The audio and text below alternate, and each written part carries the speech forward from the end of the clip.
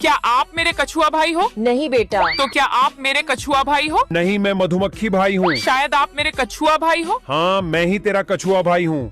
क्या आप मेरे मधुमक्खी भाई हो? बेटा मैं तो मछली दादी हूँ। तो क्या आप मेरे मधुमक्खी भाई हो? हाँ, मैं ही तेरा मधुमक्खी भाई हूँ।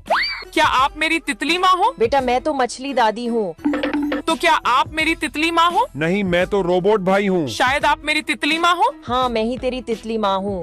अरे वाह, मुझे भी मेरी मछली दादी मिल गई और मुझे भी मेरा रोबोट भाई मिल गया।